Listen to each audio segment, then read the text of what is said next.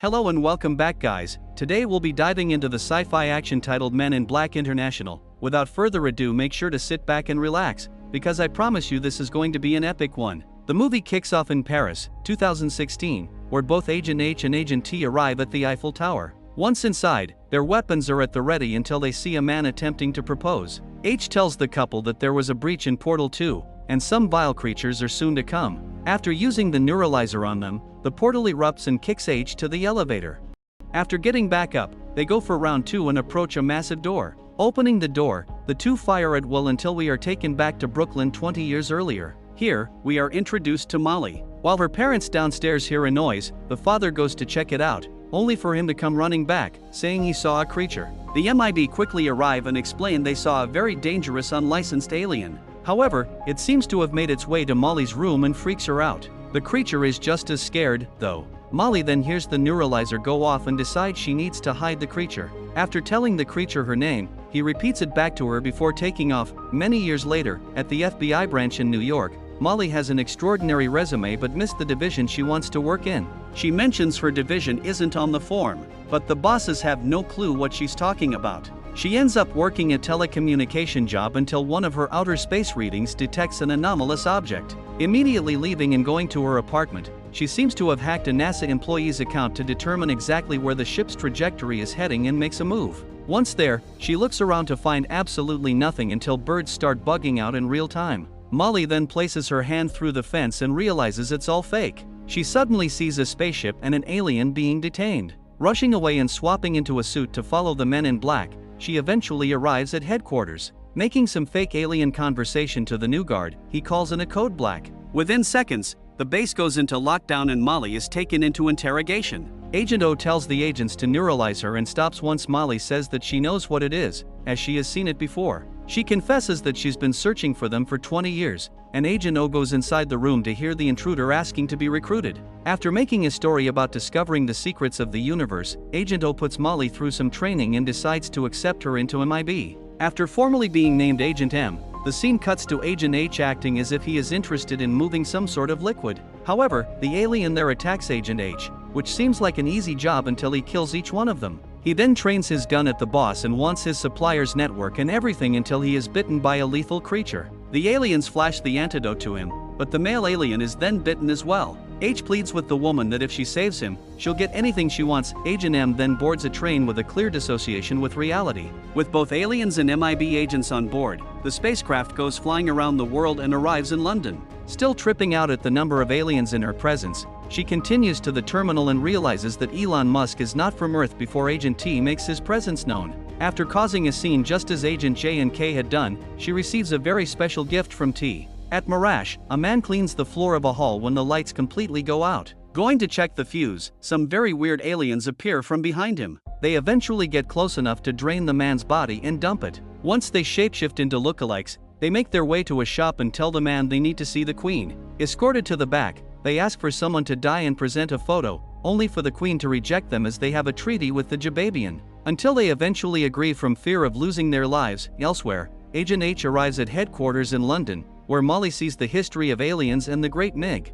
Agent H then walks in, to which everyone just stares at him. He is known as the best agent, and while T speaks about the incident from the night before, H enters and gets told off for being too arrogant. T then tells the team a member of the 𝐏𝐫𝐵ian royal family has a layover on Earth and has asked for H to be his chaperone. Later on, M decides to pay H a visit and wake him up. She offers her assistance with the 𝐏𝐵𝐵ian tonight but is told that he works alone. After telling him that she knows how to tell if a 𝐏𝐵𝐵ian is lying, he agrees to let her come. That night, H tells M to act casual and they do arrive at a club. They link up with Vungus, the man they will be chauffeuring. The twins simultaneously make their way onto the scene, and while they take over the dance floor, one of them fires something that hits Vungus. Not feeling too well, he is escorted out and told to sleep it off. As the car drives away, though, it explodes and crashes. The two agents see the twins and force them to get down. However, one of them starts bending space and they abolish the entire street. Vungus is still alive, though, and a firefight takes place. After blasting the two aliens, they turn into matter then back to themselves. Thanos would struggle against these boys, but they do attempt their best. As M goes to grab Vungus, he grabs her to see if she can be trusted as he does not believe in H anymore. He then decides to give her something and says something is wrong with the men in black before dying. As H launches a rocket, 𝐏𝐵 arrive on the scene only for the twins to disappear. When Agent C comes on site, he tells H and M off for how pathetic of a job they have done. M says that Vungus did not say a word when he died, and this adds fuel to the fire. At headquarters, T learns the killers are a species called 𝐷𝐞𝐻 and are from the Hive territory, something H stopped years ago and saved the world from. The Hive, as M explains, take over their enemies from within. As C goes to neuralize the duo, T stops him. M explains that only a handful of people knew Vungus was on Earth and that 𝐏𝐵 have a mole. C is then told to track the killers while M will make a weapon to neutralize the two demons. H, in the meantime, is told he is off the case and not the same person that defeated the Hive before.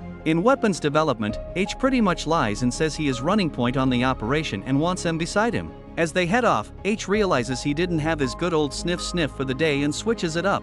Knowing that the item is Z-pose, it will either kill you or keep you dancing for 17 hours straight. The two immediately train it to Mars and tell Nar no alien tech on the street is allowed. Bam also introduces himself and tells H they thought he was dead. When he and 𝐴𝐫𝐸 split up, M discovers 𝐴𝐫𝐸 runs the biggest criminal syndicate and the two eventually head off. At base, Agent C finds footage of M being handed something by Vungus. He tells his agent not to say a word and that he will alert Agent T. The twins then make their way towards the duo, and Bassam says to call 𝐴𝐫𝐸. The duo then spot the alien in the antique store dead and go in the back to find everyone slaughtered. One alien, they decide to name Pony, remains and tells them he has no use left in life. H manages to convince the little man that M is a queen and it pledges his loyalty to her. Instead of leaving him to die, she decides to put him in her pocket. Funnily enough, it seems that H has found the item that was given to her earlier and told not to trust anyone else with it. Suddenly, 𝐏𝐵 tactical agents all pop out of nowhere. C explains to T that H has an item that was stolen from the 𝐏𝐵ian research team and brought to Earth, that H is acting weird, and that T let them go for some reason. The operation continues nonetheless, and the two immediately get a call from T informing them the operation isn't his and that there is a mole inside the agency. After the duo decide to split up, H distracts all the agents while the twins spot M with the device. M notices the power dying around her, and H goes to his friend's bike and takes off. After a couple of rough stunts, the two demonic creatures lose their target. Once they finally find her, though, H comes to the rescue and goes up real high. They somehow make it down safely and speed through street after street, avoiding the 𝐏𝐵 agents and using some sort of warp drive to land in a desert. H is quite happy with the outcome, but M sees the device moving weirdly and it somehow transforms into an enormous weapon in the middle of nowhere. They decide to press the weapon, and it does not disappoint at all as it causes a massive hole in the ground. At headquarters, both Agent C and T have a few words with each other as the tension of a mole is building up. Agent H and M also have some built-up tension when Bassam, out of nowhere, appears and aims his gun at them. After stealing the weapon that went back to its original size, he takes off to give it to 𝐴𝐫𝐸. Once night hits, the two agents fix the busted-up vehicle and have one destination in mind, 𝐴𝐫𝐸's fortress, a stronghold not to be forgotten on the magnificent island. H arrives and is targeted by weapons but is allowed entry into the fortress. Luca, the head of security, escorts H to 𝐴𝐫𝐸 while M sneaks off the boat. The old couple then link up with each other, to which H cops a punch. He tells her that he has brought a peace offering and reveals Pony. As M starts scaling a wall, Luca is told to kick H out as he is not here for her but for the weapon. Instead, outside clearly annoyed, H takes two bodyguards out and makes his way to the surveillance room and disables weapons on the island. Speaking through comms, Pony sneaks out of his jar and runs away. This distraction intrigues 𝐴𝐫𝐸 long enough for M to steal the weapon, but she is then spotted and held at gunpoint. Pony manages to save her though as Luca, meanwhile, takes on H while M and 𝐴𝐫𝐸 fight as well. Not looking too good, both agents improvise, but it is not enough to stop them both. M does manage to stop 𝐴𝐫𝐸 in her tracks, but H is brought to her at gunpoint, to which she surrenders the weapon.